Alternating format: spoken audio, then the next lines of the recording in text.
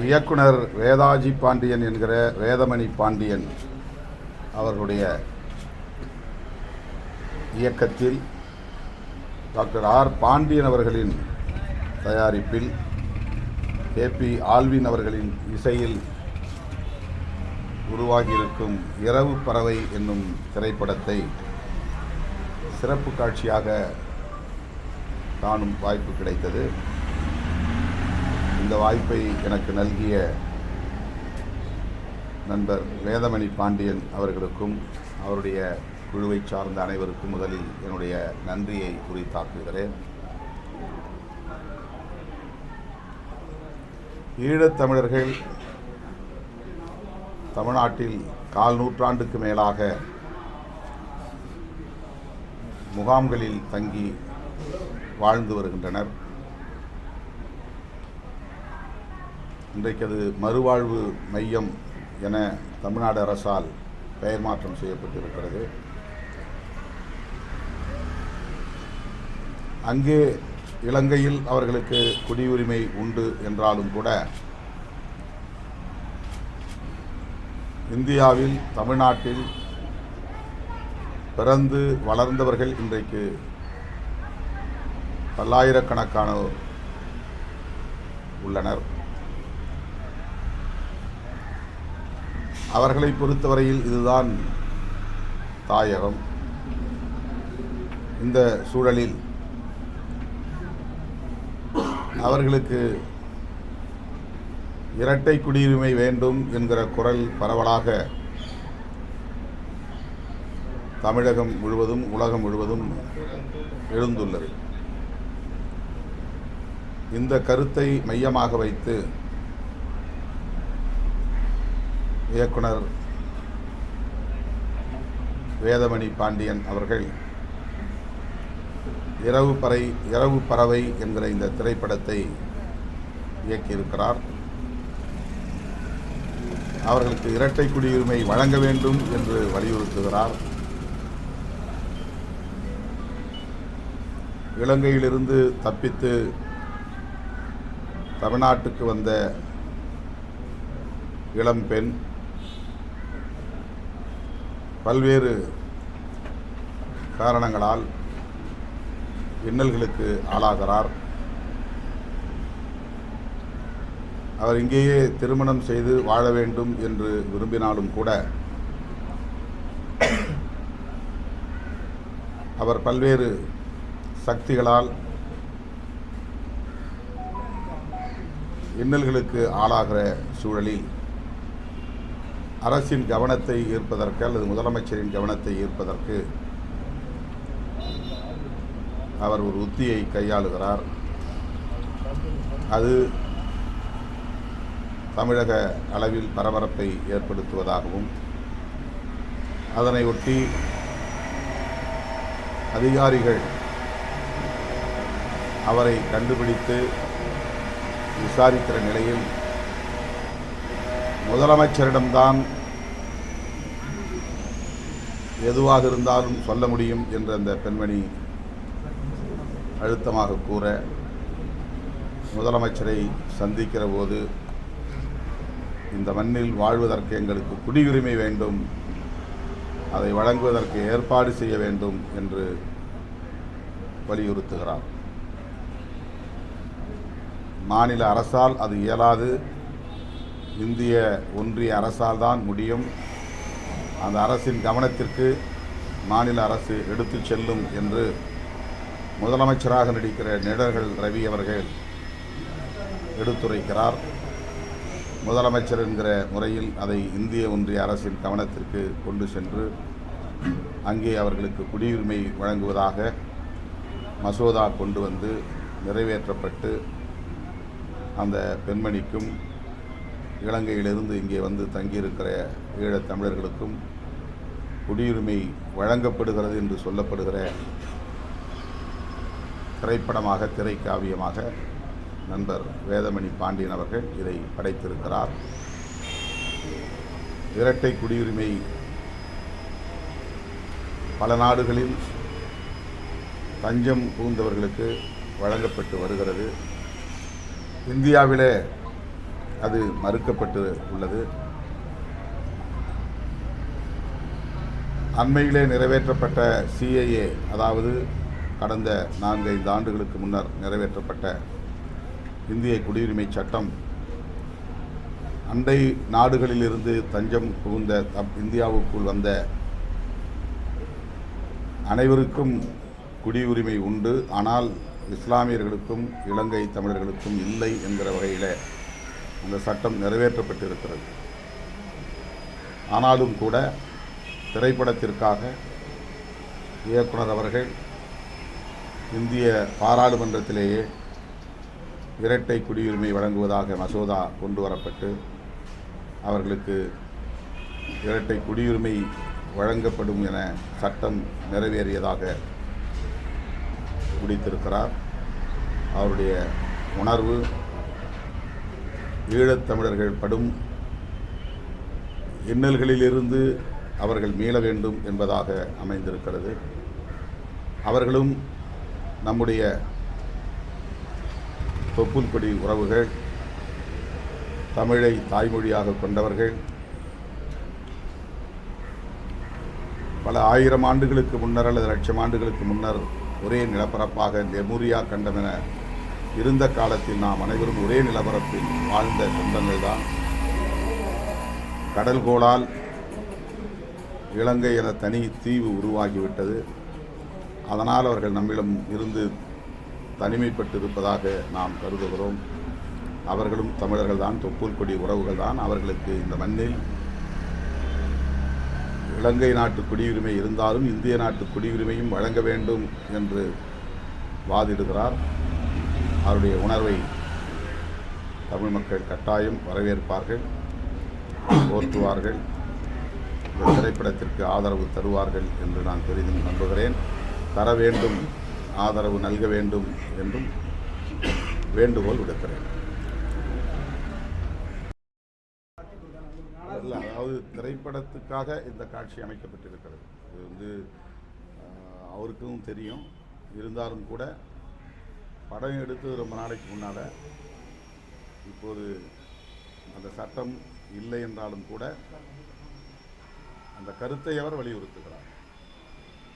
Tourist family, தொடர்ந்து freedom, இப்போ இரவு படம், சமூக நீதி படங்களோட வரிசையில் இளைஞர் தமிழோட நலனத்தை பற்றி பேசுகிற படமும் தொடர்ந்து தமிழ் சினிமாவில் வந்துட்டே இருக்கு.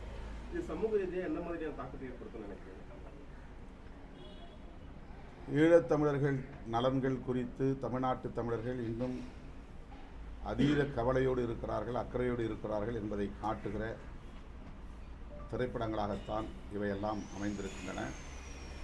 காலங்கள் உருண்டாலும் கடந்து போனாலும் அந்த உணர்வுகள் மறைந்து போகாது, சிதைந்து போகாது. அது இன்னும் உயிர்ப்போடு தான் இருக்கிறது என்பதை உணர்த்தக்கூடியவையாக இந்த திரைப்படங்கள் அமைந்திருக்கின்றன.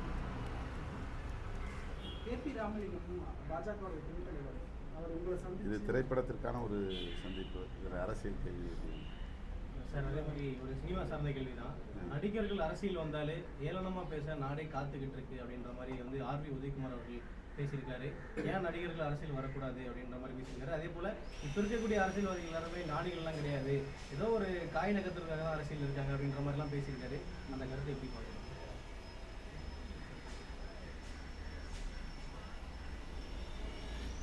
நடிகர்கள் யாரும் அரசியலுக்கு வரக்கூடாது என்று தமிழ்நாட்டு மக்கள் கூறவில்லை. இங்கொன்றும் இங்கொன்றுமாக அந்த கருத்து வெளிப்பட்டிருக்கிறது. ஜனநாயகத்தில் யாரும் கட்சி தொடங்கலாம், அரசியலுக்கு வரலாம், பொது தொண்டு செய்யலாம், மக்களுக்காக பணியாற்றலாம். அதில் யாருக்கும் மாறுபட்ட கருத்து இல்லை. ஆனால் தமிழ்நாட்டில் மட்டும்தான் இது நீடிக்கிறது என்கிற ஒரு விமர்சனம் உண்டு. இந்தியாவில் எல்லா மாநிலங்களிலும் கதாநாயகர்கள், கதாநாயகிகள் இருக்கிறார்கள். ஆனால் அரசியலில் அவர்கள் பெரிய அளவிலே ஈடுபாடு காட்டுவதில்லை, ஆட்சியை கைப்பற்ற வேண்டும் என்று கனவு காண்பதில்லை. தமிழ்நாட்டில் நீண்ட காலமாக அப்படி ஒரு சூழல் இருக்கிறது. இதை அவ்வப்போது விமர்சிக்கிற போக்கும் தலை தூக்குகிறது. அரசியலுக்காக முழுமையாக தம்மை ஒப்படைத்து கொண்டவர்கள் 15-16 வயதிலிருந்தே மக்களுக்காக பணியாற்றி 50 வயதுக்கு மேல் 60 வயதுக்கு மேல் அவர்கள் அதிகாரத்தை நுகர்கிற நிலையை தமிழ்நாட்டு மக்கள், அத்தகைய தலைவர்களை தமிழ்நாட்டு மக்கள் சந்தித்திருக்கிறார்கள். ஆனால் திரைப்படத்திலே இருப்பவர்கள் அப்படி எந்த முயற்சியும் இளமை காலத்திலே செய்யாமல்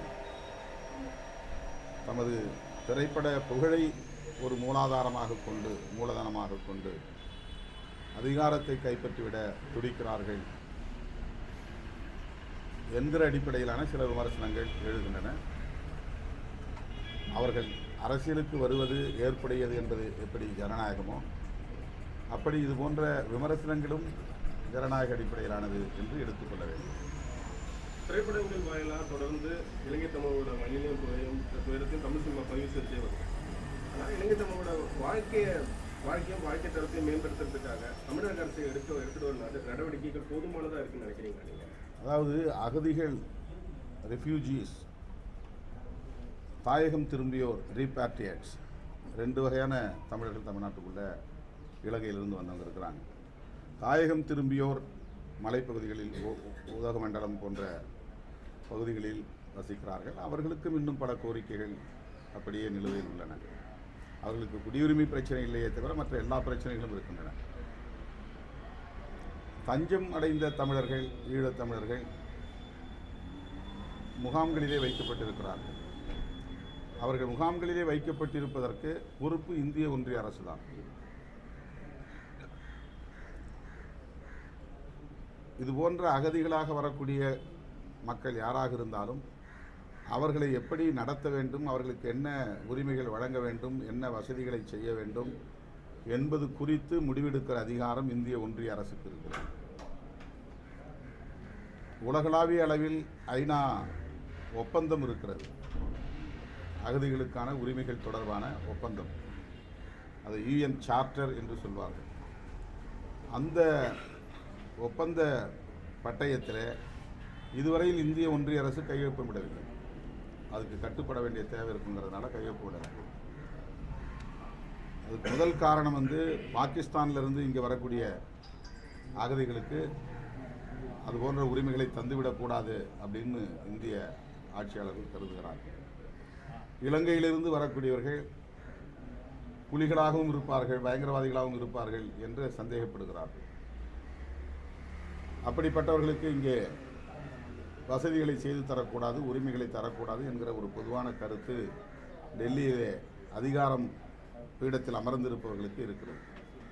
ஆகவே முகாம்களில் தங்கியிருப்பவர்களுக்கான உரிமைகள் குறித்த அனைத்து முடிவுகளையும் எடுக்கிற அதிகாரம் ஒன்றிய அரசுக்கு இருக்கிறது. மாநில அரசும் அதில் பொறுப்பு இருக்கிறது. மாநில அரசு அவர்களுக்கு மாதாந்தோறும் தருகிற உதவித்தொகையை இப்போது உயர்த்தி இருக்கிறது. கலைஞர் முதல்வராக இருந்தபோது விடுதலை சிறுத்தைகள் கட்சியின் சார்பில் முகாம்களை பார்வையிட்டு அவர்களின் அவலத்தை எடுத்துரைத்தோம், சட்டமன்றத்திலும் பேசினோம். ஒரு நபருக்கு ஒரு மாதத்திற்கு வெறும் 400 ரூபாய் தந்து கொண்டிருந்த சூழலில் விடுதலை சிறுத்தைகள் தலையீடு செய்த பிறகு அது 600 ரூபாய் 800 ரூபாய் என்று உயர்த்தப்பட்டது. இப்போது 1000 ரூபாய்க்கு மேல் ஒரு நபருக்கு வழங்கப்படுகிறது. அவர்களுக்கு வீடுகள் கட்டித்தரப்படுகிறது. கல்வி உரிமை போன்றவையும் அளிக்கப்பட்டு வருகிறது. இன்னும் அது விரிவுபடுத்த வேண்டும்.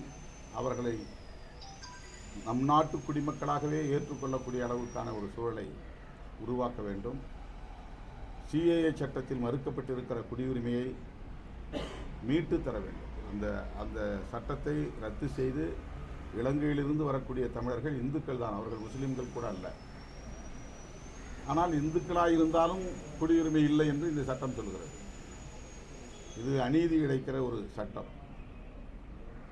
ஆகவே தமிழ்நாடு அரசும் தமிழ் தேசிய சக்திகளும் அந்த சட்டத்தில் தமிழர்களுக்கு எதிராக உள்ள பகுதியை நீக்கிவிட்டு அங்கிருந்து இங்கே வந்திருக்கிற தமிழர்கள் குடியுரிமை கோரினால் அவர்களுக்கு குடியுரிமை வழங்குவதற்கு வழிவகை செய்ய வேண்டும். மாநில அரசுக்கும் அதில் பொறுப்பு இருக்கிறது.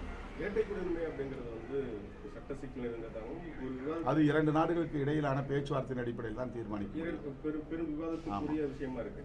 ஆனால் இன்றைய தேதிக்கு இளைஞர் தமிழோட வாழ்வோட அன்றாட தேவைகளையும் அந்த வாழ்வு டே டு டே லைஃப்பை சுமூகமாக்குறதுக்கு உண்டான நடவடிக்கைகள் என்னவா எடுக்கலாம் அப்படின்னு சொல்லிட்டு ஒரு கருத்து. இல்லை, முதல்ல இந்திய ஒன்றிய அரசு இந்த யூஎன் சார்ட்டரில் கையெழுத்து போடணும்.